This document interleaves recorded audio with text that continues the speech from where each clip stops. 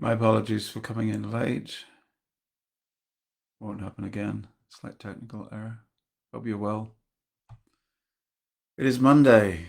It is, what are we now today? The 6th of October. 6th of October.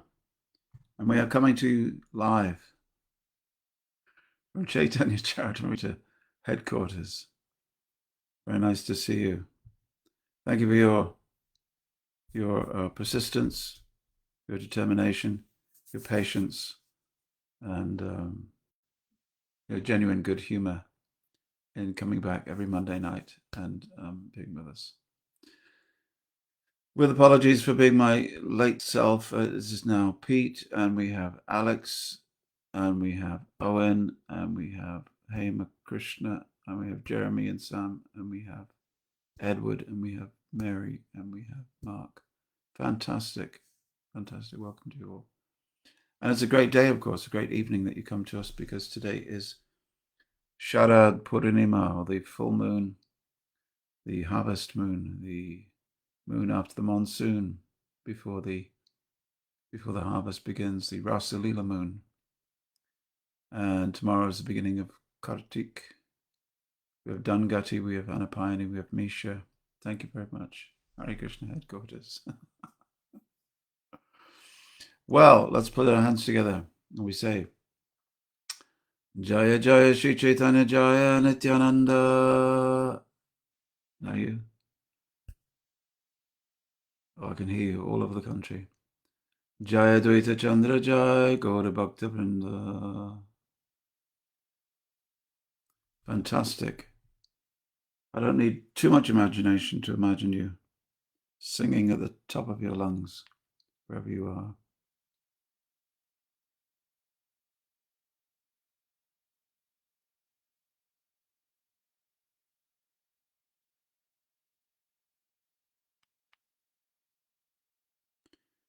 Give me a second to get my time, get my place. How have you all been over the week? I've seen some of you. Tried to see some of you. Some of you came in on Wednesday. Now, I gather that this is now chapter 23 of the Madhya Lila. All glories to Chaitanya Mahaprabhu, all glories to Nityananda, all glories to Advaita Acharya, and all glories to the devotees of Chaitanya Mahaprabhu. That means you, my dear friends.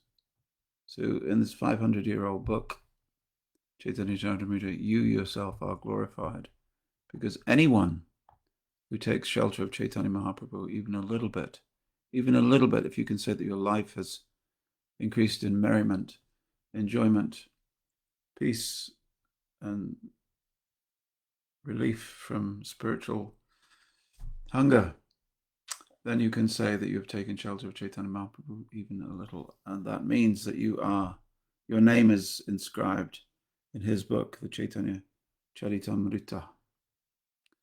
It is not only 500 years ago, but it is today. The pastimes of Chaitanya Mahaprabhu go on even today in the life of people in Bolton and Manchester and Liverpool and Birmingham. Birmingham? Yeah, okay, Birmingham. And in all these places,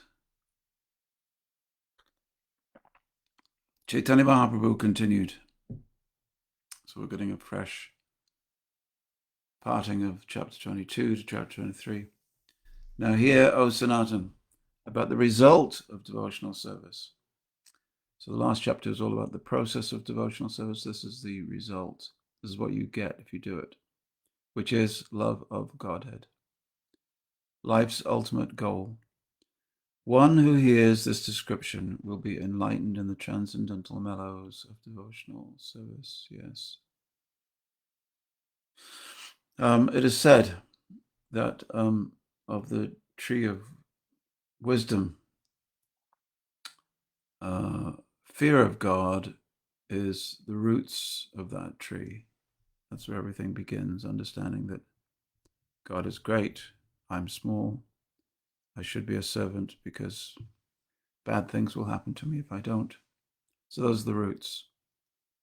But we lose that conditioning as we grow in love for Krishna, and our motivation is to serve him because it's the right thing to do, and I feel it in my heart. And that is, so it said that fear of the tree of wisdom, fear is the roots, but the highest point, love of Godhead, is the fruit. Something like that. When affection for Krishna becomes deeper, one attains love of Godhead in devotional service. Such a position is called Sthayi Bhava, permanent enjoyment. So you'll be hearing this expression a lot. You'll be hearing a lot of words like bhava. Bhava means love. So Sthayi Bhava means permanent love. It's not going anywhere. It's not transitory. It's not an hallucination. It's something which is permanent. And you'll hear this a lot, but you'll also hear this bhava, that bhava, the other bhava. So take notes if you wish. When devotional service is executed on the transcendental platform of pure goodness, it is like a sun ray of love for Krishna. At such a time, it causes the heart to be softened by various tastes, and one is then situated in bhava. So we're going to hear about different flavors, different tastes of love of God. Sometimes a religious person will say, I love God. But when a bhakti practitioner says, I love God, you will expect to also have described the flavor of that love. Bhava, or emotion, has two different symptoms, constitutional and marginal. Now, my dear Sanatan, listen to the symptoms of love. This is what happens. When that bhava softens the heart completely, becomes endowed with a great feeling of possessiveness in relation to the Lord, and becomes very much condensed and intensified, it is called prema by learned scholars. So now we have something else that's called prema. Bhava means love, prema means love. What's the difference? When bhava softens the heart completely and becomes endowed with a great feeling of possessiveness in relation to the Lord. In other words, it's not simply I'm loving Krishna, but Krishna is mine. In the early stages of love of Krishna, we think, I belong to Krishna. I belong to him. In the later stages of that love, Krishna is mine. I own him. And when that love of God is very much condensed and intensified, it is called prema. When one develops an unflinching sense of ownership or possessiveness in relation to the Lord, or in other words, when one thinks Vishnu, Krishna, no one else to be the only object of love, such an awakening is called bhakti by exalted persons like Bhishma, Prahlad, Uddhava, and Narada. Now here's the thing. This is a quotation from another text. I don't know which one. But it is talking about love of Vishnu.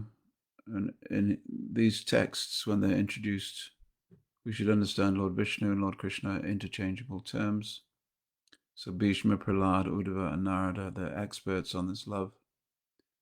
And what is the definition of bhakti? No one else is the object of your love.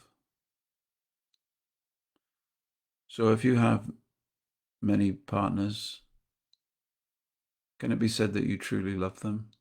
Your love is divided. Some people would argue that you can. However, this verse describes a type of love which is directed only towards Krishna. This is bhakti. If you want something from Krishna, then part of your love is directed towards you, isn't it? It's not 100% of your love going to Krishna. 80% of your love is going to Krishna. 20% you love yourself because you've asked Krishna to give you something, when 100% of your love is to Krishna and to no one else, then that's bhakti. If by good fortune a living entity develops faith in Krishna, he begins to associate with devotees. So the old example, if I like football, I associate with people who talk about it. We had some sort of function, some sort of birthday. I live in a cul-de-sac, and I was invited to come for drinks. I say drinks because they have their drinks and I have mine. So I was invited to come, and there was 6 men standing in a circle, and 5 of them talked about football, and one of them just was listening, and that one that was listening was me. I know nothing about football. But if I was interested in football and I knew nothing, I'd know where to go. I could ask my neighbors. They could tell me everything about football. But if you love football, you hang out with other people who like to talk about it. If you like Krishna, you hang out with people who like Krishna. So the natural thing is, I begin to associate with devotees if I want to be a devotee, or if I am a devotee and I'm experiencing something in my heart that is a mere semblance of devotion to Krishna. I experience it. When one is encouraged in devotional service by the association of devotees, one becomes free from all unwanted contamination by following the regulated principles and chanting and hearing. So it is a, oh dear, spot, a blemish. Blemish has appeared. So in the company of devotees, you will be encouraged. You'll find encouragement. What does encouragement mean? It means to be given the ability to act even though you feel some fear. I may be required to do something like public speaking is everybody's greatest fear. But if I get encouragement, it means I will feel courage even though I'm afraid. If I feel courage, even though I'm afraid, I'll be able to perform. So encouragement is the most important quality when you're associating with devotees. If you come into the company of some devotees or seeming devotees, and they put you down, they say, well, you're not this type of devotee, or you're not that type of devotee, you can't do this, you can't do that. You don't know that? Why don't you know that? This is not really the company that you need to keep. These are people who are trying to, they're trying to glory in their own knowledge or their own position, or establish themselves in a position above you, over you. And then what happens is that, they feed off that, and you don't feel encouraged, you feel discouraged. So better to be with devotees who are always encouraging you. So then in that encouragement, you begin to follow the regulated principles, which mean 2 things. One is the things that you don't do, which we normally say, modern devotees have this expression, the regulated principles, and they only means the things that you don't do or not supposed to do. However, regulated principles means mainly the things that you do, like hearing about Krishna, singing, chanting, japa, mantra meditation, cooking to serve Krishna, making flower garlands, bowing down, ringing bells. All of these things are items of service to Krishna. When one is freed from all unwanted contamination, he advances with firm faith. Also, here we are. This is now a progress of the 9 stages of bhakti. Chaitanya Mahaprabhu was talking about free from unwanted contamination. There's things at the core of your heart that you don't need and you shouldn't want. You may be hanging on to them, but you don't really need them there. Well, I like to smoke. Well, no, you don't need to. You may like it, but it doesn't like you. It's killing you. So why are you doing it? You should kick it out. Just kick it out. I like to have a drink now and again. Why? Why do you need to drink anything but water? You don't actually need it. Your body doesn't require it. We can give you the courage that drinking alcohol seems to give you.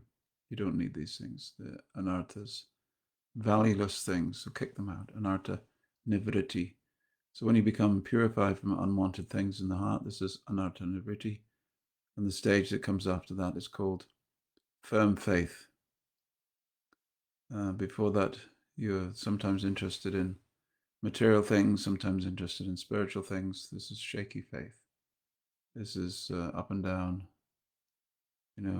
Monday I like Krishna, Tuesday, who's Krishna?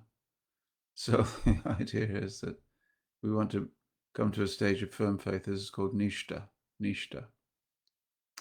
When firm faith in devotional service awakens, a taste for hearing and chanting also awakens.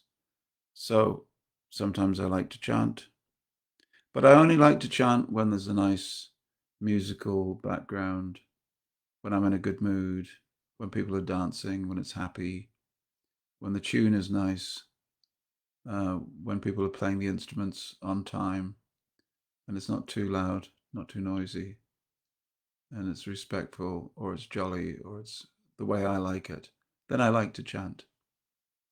I like kirtan, but I don't like japa that much. So all these are conditional responses. But when you have a taste for hearing and chanting, just the name of Krishna alone gives you pleasure. This is called ruchi.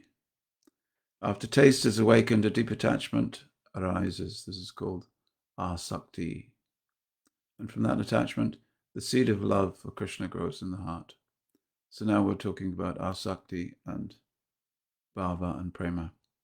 When that ecstatic emotional stage intensifies, it is called love of Godhead. Such love is life's ultimate goal and the reservoir of all pleasure. We used to distribute a book called The Reservoir of All Pleasure, and I thought, what a wonderful title for a book, The Reservoir of All Pleasure. How big is a reservoir? Anybody who lives in a certain part of the country will know a reservoir is a huge body of water that can service an entire city or two and surrounding towns and still have enough left. Imagine if you could have a reservoir not of water, but of pleasure. Imagine that what that would do. It could supply pleasure to everyone. So the point is that the reservoir of pleasure is Krishna, but you will not be able to experience that unless the seed of love, Krishna, grows in the heart. And the watering process for such seeds are hearing and chanting. So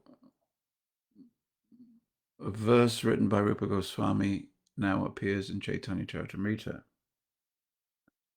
out of the mouth of Chaitanya Mahaprabhu. How's that possible? Well, Chaitanya Charitamrita was completed in 1616, which is after Rupa Goswami wrote. So Rupa is understood to be the mouthpiece of Chaitanya Mahaprabhu. So even when he writes Nectar of Devotion or Bhakti Rasamrita Sindhu, it's considered to have come from Chaitanya Mahaprabhu.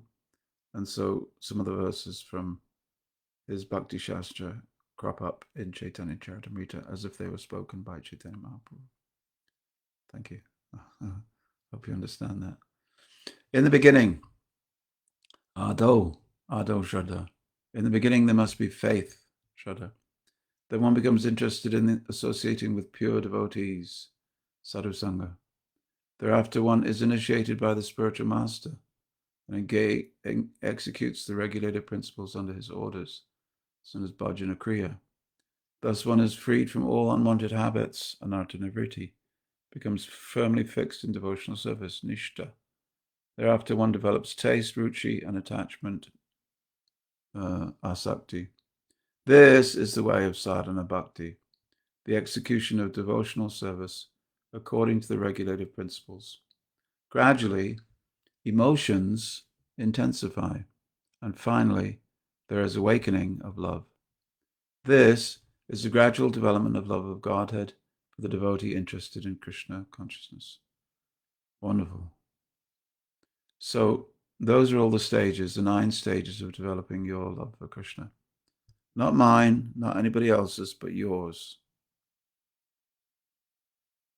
And as you go through these different stages, you're going through the rainbow of love of Krishna, and you're experiencing it gradually feeling closer and closer to Krishna. The spiritually powerful message of Godhead can be properly discussed only in a society of devotees. So if this, what I'm doing tonight, is a podcast, the only people that have any remote interest in what I'm saying, what we are discussing here tonight, are devotees. No one would be even remotely interested. Not my footballing neighbors, not the sewing circle around the corner, not the train spotting club down the road. Only the devotees. So that's the only place you can discuss these things. It is greatly pleasing to hear in that association. If one hears from the devotees, here comes the finger wag. The way of transcendental experience quickly opens, and gradually one attains firm faith that in due course develops into attraction and devotion. So here's the thing. Firm faith develops into attraction. Then that develops into devotion. You can't miss a stage. You can't miss out any one of these 9 stages. If one actually has the seed of transcendental emotion in his heart, the symptoms will be visible in his activities. That is the verdict of all revealed scriptures. Yes. So if you've actually got it, it will manifest in your activities. Do not think that, well, I will manifest the activities and then it will be magically appearing in my heart. Gorkishore Das Babaji said, some men, he said, they're like women who have a phantom pregnancy. The woman is not pregnant, but she is making the sounds of labor. She is trying to convince everyone that she is in labor, but actually there is no baby. She is simply deluded. He says, similarly, there are some people, some so-called spiritual people, who there is no love of God in them, but they're making the labor pains. They're going, Krishna. Oh, Krishna, my heart is so pained. When will I see you, my Lord? So do not think. Now, of course, in the Western world, you have to travel quite far to meet people like this, but there are. I've said it many times. You will meet them. They will pretend. And sometimes they're so good, they will convince you.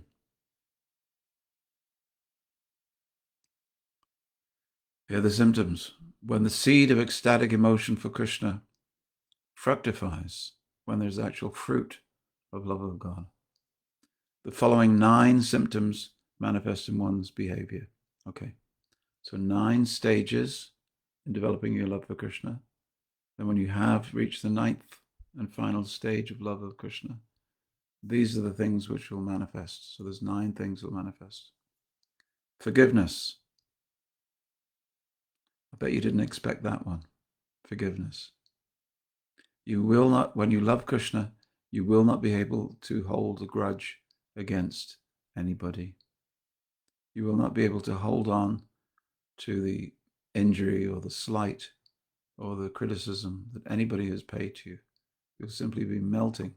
You'll be so busy melting that your heart has no room for grudges. Anything that's ever been done to you, you will forgive them. Want to hear another one? Number 2, concern that time should not be wasted.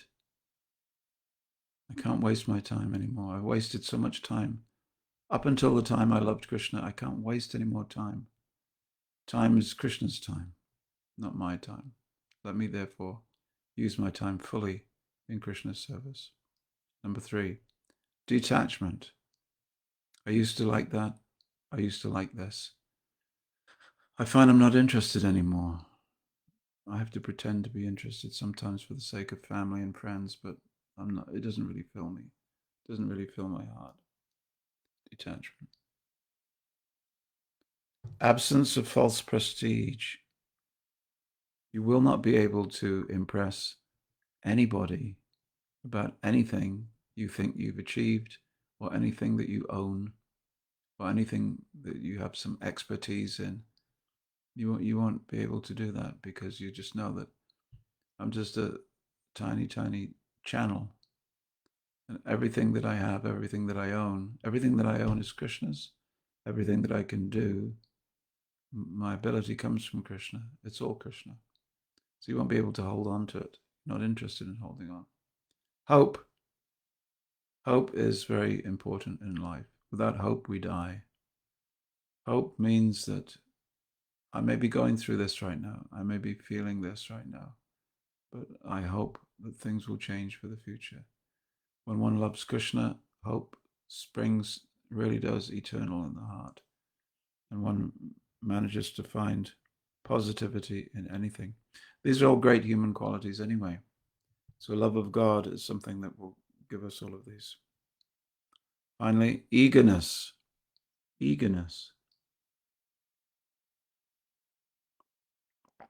A taste for chanting the holy name of the Lord, attachment to descriptions of the qualities of the Lord, and affection for those places where the Lord resides.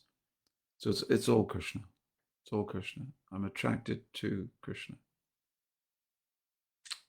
That is a temple or a holy place like Vrindavan. These are all called, these 9 things, they're called Anubhava. So here's that word, bhava. And anu means that which follows something. Anubhava. So that which bhava means the love of Krishna. Anu means those manifestations, those symptoms which follow on when you have the love of Krishna. Anubhava. Or subordinate signs of ecstatic emotion. They are visible in a person in whose heart the seed of love of God has begun to fructify. Okay, so here it says, has begun to fructify, so not the perfection, but just even it's begun to fructify, you'll get something. If love for Krishna in a seedling state has fructified in one's heart, one is not agitated by material things. Here's a quote. O Brahmins, just accept me as a completely surrendered soul, and let Mother Ganges, the representative of the Lord, also accept me in that way. But I have already taken the lotus feet of the Lord into my heart. Well, this is Parikshit speaking. Parikshit, King Parikshit, who was cursed to die by the bite of a snake bird. Snake bird is a snake that can fly. And he was going to die by the bite of a snake bird after 7 days. That's why he sat down to listen to the Srimad Bhagavatam from the mouth of Shukadev Goswami. So he says, let the snake bird, or whatever magical thing the Brahmin created, bite me at once. I only desire that you all continue singing the deeds of Lord Vishnu. So he's there, he's surrounded by people who are hearing and chanting about Vishnu, specifically Shukadev Goswami. Just carry on doing that and I'll be all right. Let the snake bird come.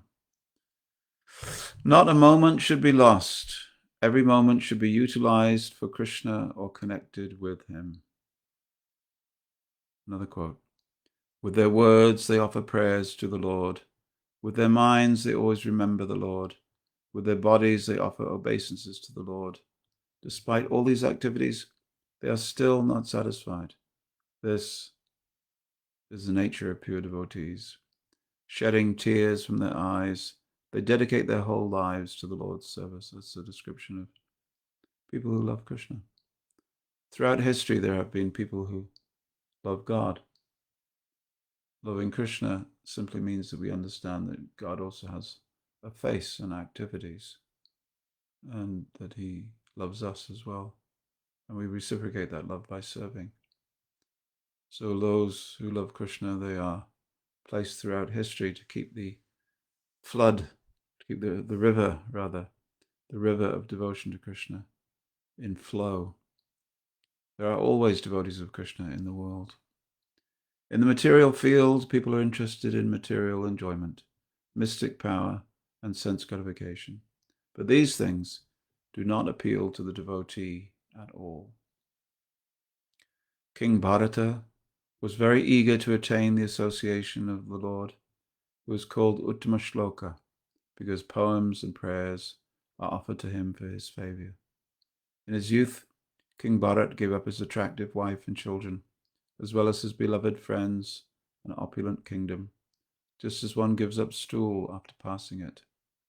Well, that's a graphic example, isn't it? So you go to the toilet, you do your business. Who would spend any more time there? This is what is being asked. In the same way,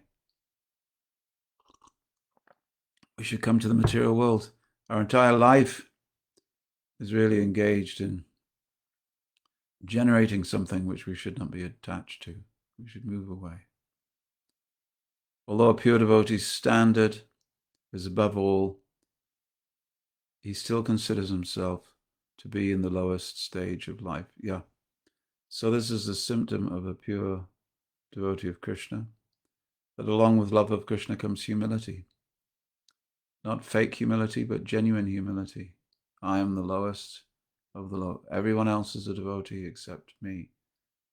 He, she certainly thinks like that. You cannot convince them otherwise. He considers himself to be in the lowest stage of life. King Bhagirat always carried affection for Krishna within his heart. Although King Bhagirat was the crown jewel of kings, he was still wandering about and begging alms in the city of his enemies. He was even offering respects to chandalas, low-class men who eat dogs. What a position. What a position. So first of all, we're hearing of one king, Bharat, who gave everything up. Here's another king. Why do we always hear of kings? Because if you know how kings live or lived in those days, and still do sometimes, and what they then gave up in order to become a sadhu, with just maybe a begging bowl or a water pot, some thin cloth for clothing, deer skin, basket made of rope with a few items in, wandering from place to place, begging alms in the hot sun. They've gone from the highest level of being served by everyone to no one serving them and simply begging in the street. And here it says Bhagirat. I don't know the precise story, but he was the crown jewel of kings, because Bhagirat is the person who brings the Ganges down into this world. But here it says that he gave up his position. And even in the city of those who were his enemies, he was a beggar. So what more demeaning thing? I guess you can be in the city where people love you and beg, and you'll do well. But in a town where no one knows you, that's worse. And in a town where people hate you, just imagine you're begging on the street. Begging on the street. I've had some experience. Begging on the street is, in one sense, demeaning, except if you feel that Krishna has asked you to be there. And then it is a character building exercise. But the number of people that say no, no, no is not encouraging. At the same time, with every no, there's a hope of a possible yes. So Bhagirat is in the city. He's given up everything. A fully surrendered devotee always hopes that Lord Krishna will be kind to him. This hope is very firm in him. Oh my Lord, I do not have any love for you, nor am I qualified for discharging devotional service by hearing and chanting. Nor do I possess the mystic power of a Vaishnava, knowledge or pious activities. Nor do I belong to a very high caste family. On the whole, I do not possess anything. Still, O beloved of the gopis, because you bestow your mercy on the most fallen, I have an unbreakable hope that is constantly in my heart. That hope is always giving me pain.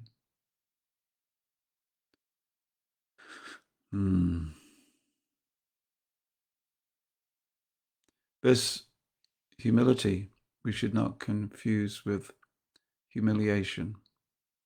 Humiliation is when you're trying to hang on to your sense of self-respect, not your self-respect, your prestige, something that you think that you are. You're trying to hang on to that, and you're humiliated by someone, usually someone else, who points out that you don't actually possess that anymore. Someone who's trying to hang on to their beauty when they get old with using creams and wigs and cosmetics, and someone points a finger at them and says, the most hurtful thing they can say is, look at yourself in a mirror. You're old. You're no longer, all your beauty has left you. You foolish person. And so this is a humiliation, a public humiliation. Because I was trying to hang on to something, it has gone. Or a politician. They're very famous, aren't they, for having power and position and then losing it. You used to be very powerful. You used to be the president of a country. You used to be prime minister. Now look at you. You've lost everything. Usually in the material world of this game of prestige, what goes up must come down. This is humiliation. Humility is something else. Humility is when you voluntarily cast off that to which you were attached, and you make your position clear as your relationship with God sort of demands it, really. You have to understand that everything that you have, everything that you think you are, everything you own has come from Him. And in a very short time, shorter than you like, it will be taken away. So therefore, what's the point of hanging on?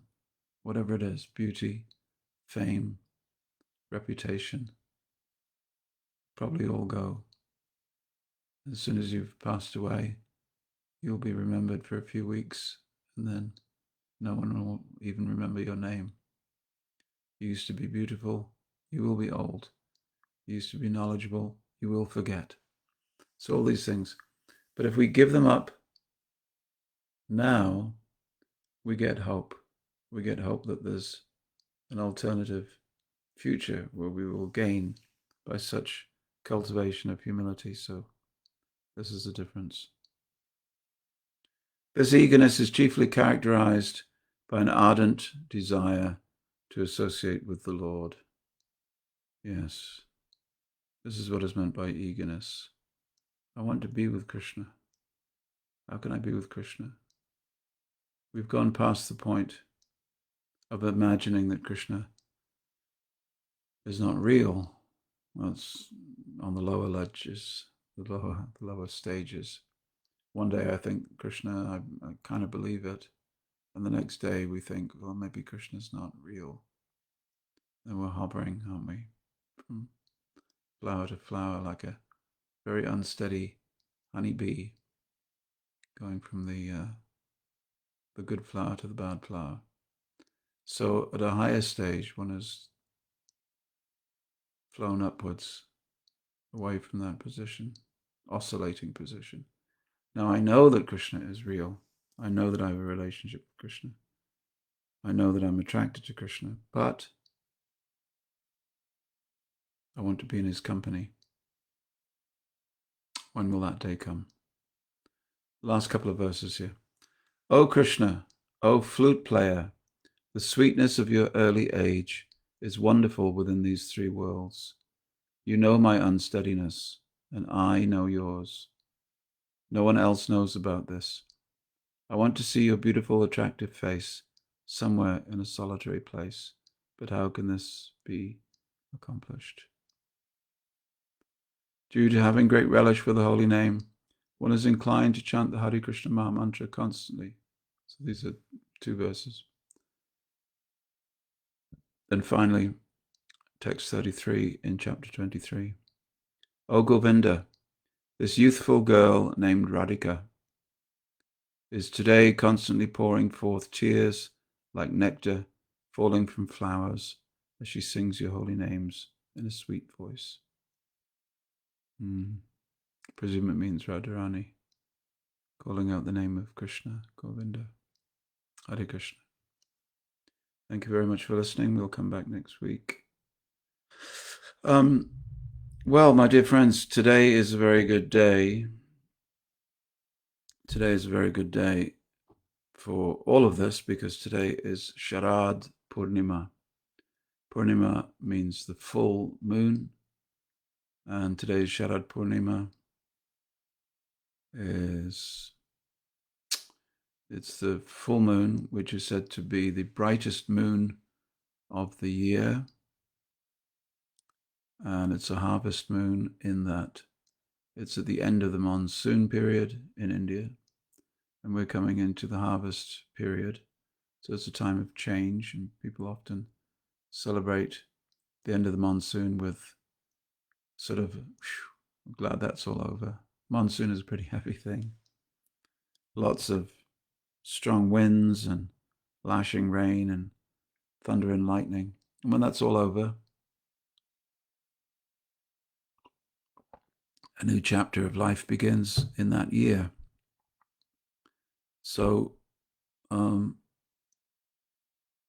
in different parts of India, they celebrate Sharad Purnima in different ways.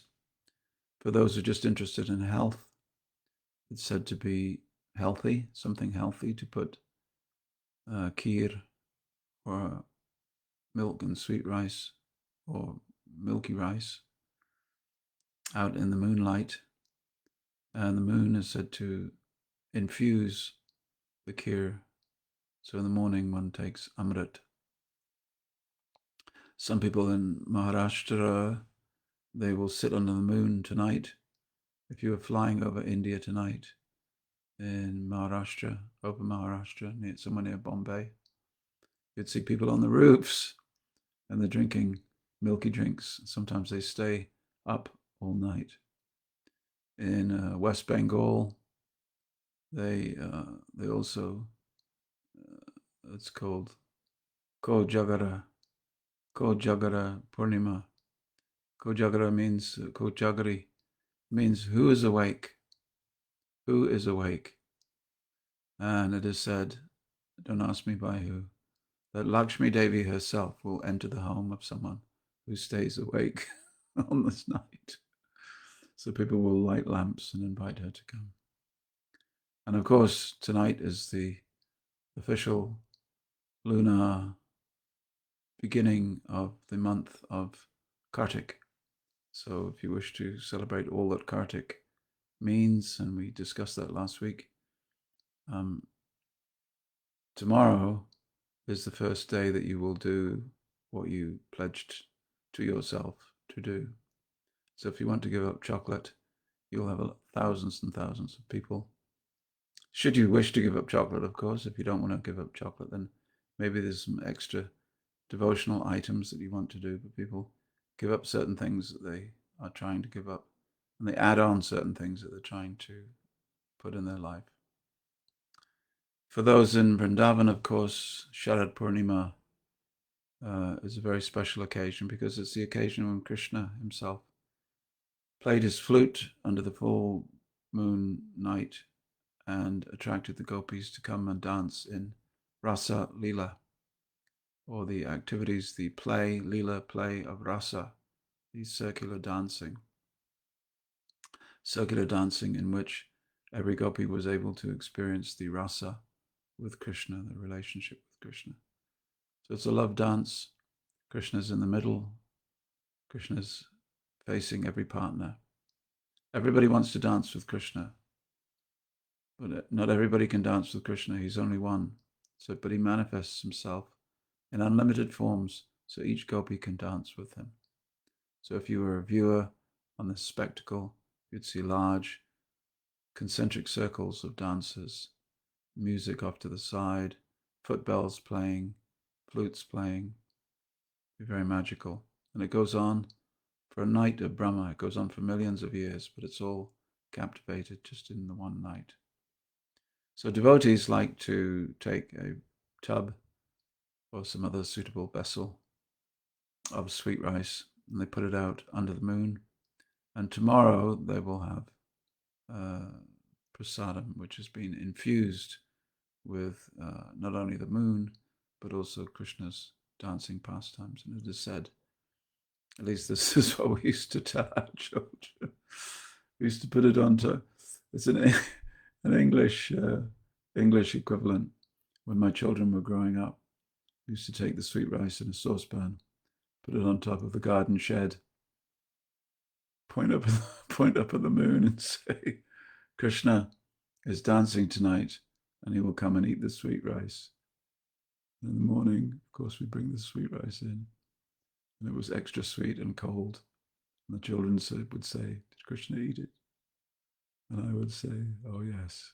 Can you taste it? The children would drink and say, oh yeah, I think I can. I think I can. So better that these things attract us to Krishna than to Santa Claus. So yeah, so tonight, why not chant around under the moon and remember Krishna dancing? And if you sit and listen very carefully, you might be able to hear the sound of dancing. Hare Krishna. Shravaniya, listening from Fiji, that's wonderful. Hema Krishna says, do we offer the sweet rice tonight or tomorrow night? Tonight, Hema Krishna, tonight. Hema Krishna says, why we offer lamp today but start our sankalpa tomorrow? Well, I think this may be something that is done in temples just to get you into the flow. So you can offer a lamp in a temple on any day, at any time. It's your offering. But Kartik begins after the full moon. Tonight is the full moon, then Kartik. The month always begins after the full moon. Deepak Vora says, a question occurred to me rising from your class at the Manor last week, which I would like to ask, if I may, on the subject of allegories. If I remember correctly, in his book, here we go, The Bhagavad, Its Philosophy and Ethics, Bhaktivinoda Thakur mentions that the description of the hellish planets of seen is allegorical. How do we understand this? Was he addressing a specific audience? Yes, he was. And the expert on this, of course, is, what's his name? Dr. Lucian Wong, who's a good friend of mine, who's the world expert on Bhaktivinoda Thakur.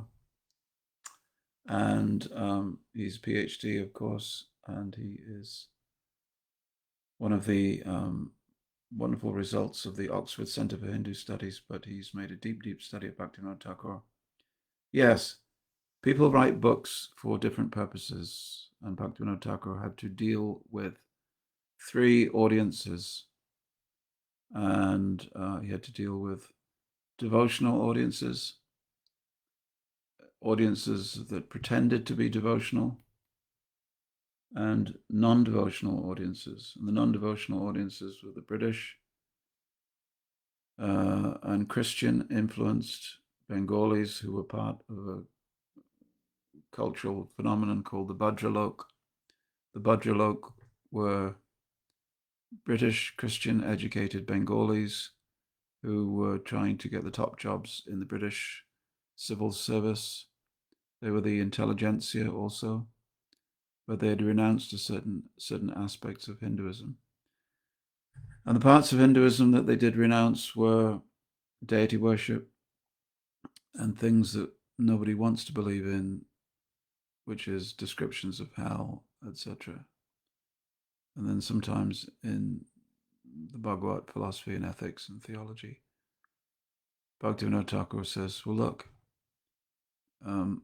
it even proves, our sacred scriptures even prove that evolution exists, because we have a fish becoming a fish becoming a turtle, becoming a boar, becoming a lion, becoming something else. So in this way, he was trying to satisfy various demands. That is my understanding. Dangati is going out to look at the moon. The moon here in Kent is very bright. And you may be surprised to know that we have the same moon in Hertfordshire. I think that the moon in Liverpool might be just the same. Dr. Shabani Adasi. Wonderful. Does a lot of good work and is a wonderful writer as well, Shabani. Aaron Douglas says it's quite a unique thing in Bhakti from understanding what you read. Pretty much all other faiths or paths aim for peace, pleasure, or nothingness. But it sounds like a devotee's job is never done. So pure devotees transform material anxiety into transcendental anxiety. Yeah. Yes, there may be a touch of anxiety on our path in that everybody experiences material anxiety. Anxiety means, definition of anxiety, you can look it up, but it's worrying about things that haven't happened yet and which actually may not happen. It's a fretting about the future. Most of the time we are fretting about the past. I had something and I lost it. Anxiety is, I don't have something and I may not get it. So that's one thing. So the anxiety we experience is, I'm a devotee, but will I be a proper devotee? Will I be a pure devotee in this lifetime? And many, many years ago, I used to suffer from profound anxiety because I thought time is going to run out before I've ever achieved something in Krishna consciousness. And now I'm convinced that my time will run out before I've achieved something in Krishna consciousness. But here's the difference. As you advance, Krishna gives you the reassurance, what some people call the blessed assurance, that he's got you. He will look after you. No matter what happens after this lifetime, you should understand that I will protect you. Krishna says, I'll protect you. I'll maintain you. You'll always be with me. You will not forget me. And when that comes as a realization, that is a blessing. And so at the same time, we work as hard as we can to become as pure as we can, because we're all living on borrowed time. But at the same time, the more we make advancement, the anxiety that I may not complete this journey of spirituality in this lifetime, that anxiety diminishes and one's heart still becomes filled with hope and reassurance. Alex says, can I ask, please, how can we deepen our attraction towards Krishna?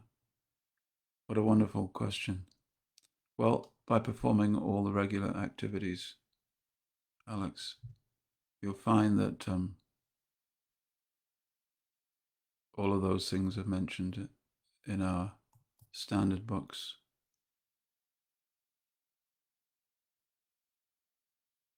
Main thing is, of course, the chanting has to be done minimum 16 rounds a day with pure focus. Now, of course, just attaining that may take some time. One time Prabhupada was asked, how many years does it take to chant purely? Prabhupada said it took me 33 years. So get started. You have no time to waste. But as we become purified, Alex, the heart immediately awakens an attraction. So sadhu sangha, bhajana kriya, nishtha, then comes ruchi, then comes that taste, and then asakti, that attachment to Krishna. So the height of that attraction is asakti, or attachment. I can't do without Krishna in my life. It's unthinkable. And therefore, this is the fruit of the plant of bhakti. Katerina says, Is it important to recognize at which stage of devotional service one is? If yes, how to assess it truthfully and yet humbly? Yeah. It's not always important to recognize what stage we are. We are beginners, that's a fact. But it is important. For that, you can read the text which subdivides the 9 stages of developing love of God, particularly focusing on different types of anarthas which may cloud our perception, cloud our judgment. They thicken the veil that is there between us and Krishna. So to remove that veil completely, one needs to be very pure. How to become pure? What are we trying to become purified of? So if it's not too troubling for you, you can read the book Madhya Kadambini, and there we'll have different stages of divisions in anartha nivritti. It will be described what is anartha. Don't get put off. You will pass through all those things. It's like one of the most popular books beside the Bible was, for many years, The Pilgrim's Progress. It's an allegorical journey of Christian, the soul, on his way to heaven, and all the different distractions that come to him on the path. So we get many expressions in the English language we get from that, such as Vanity Fair. Vanity Fair is a distraction on the path. And the giant despond and despair and all these different creatures and strange ghosts and different people come to him. So in the same way, Madhurya Kadambini does it without the allegorical journey, but at the same time it is like a journey and what to look out for. At least you know what's coming on the path. Dhyarupa, in Bhakti Yoga, service is meant to purify the heart. Sometimes the ego subtly creeps in, especially when one becomes attached to the service. How do we face such situations? Yeah.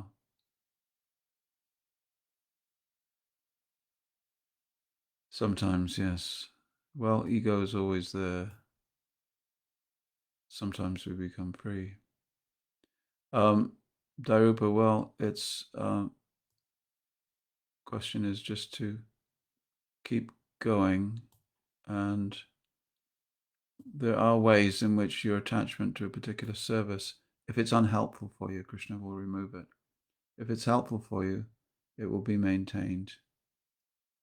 Sometimes we're doing a service and we get praised for doing it, or someone appreciates us. And it's good to be appreciated. It's encouraging for us. But it's very, very helpful to understand that Krishna has his own way. Sometimes you will be called upon to completely change your service, especially if you live in an ashram. Unfortunately, if you do live in an ashram, well, yeah, fortune, misfortune. One thing I must say, being in an ashram, is like, at one stage in his life, my father was very interested in polishing not very precious stones. They were just sort of rocks, basically colored rocks, tiger's eye or something like that. They were very rough and jagged, and he used to put them in a polishing drum with some water. And just by banging up against each other, they would become smooth in about 3 days. So the drum was in the garage just going around like this for 3 days. Be smooth at the end. So in the same way, we go to live in an ashram or any place where there's a convocation of devotees. And just by bumping into each other's egos, different bits of the ego, crack off. And we find a crystalline splintering of the ego. And different times we rub up against each other and even hurt each other with our words or have different clashes. but we become polished after a while. So although it's painful, it's a good way. But part of that discomfort will be that I'm with devotees, and even the devotees seem to be hurting me. It's all part of the process. So it will happen. Jayananda's with us. Thank you, Jayananda. Stacy's with us. Oh, Shakti Devi. Janamrita. Wonderful. Devotees I've not seen before. Football Tatvasas are on here.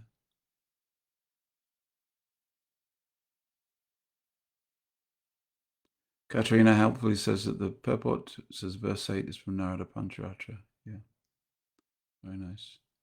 So, Malini and Linda, Mark, and Judy. Well, thank you all for being here with me. It's wonderful to see you. Go and have a look at the moon. And if you can, chant around under the moon. And understand that at this very moment, there are devotees who are, well, they're probably asleep right now. But hundreds of devotees will start their journey around Mathura tomorrow on something called the Braja Mandala Parikrama. They'll be walking 128 miles outdoors with no shoes, and that's their vow for Kartik. So whatever your vow is, it may not be as serious or as committed as that, but whatever it is, do something extra, and you'll surely be blessed by Krishna. Thank you very much. Hare Krishna. See you next week.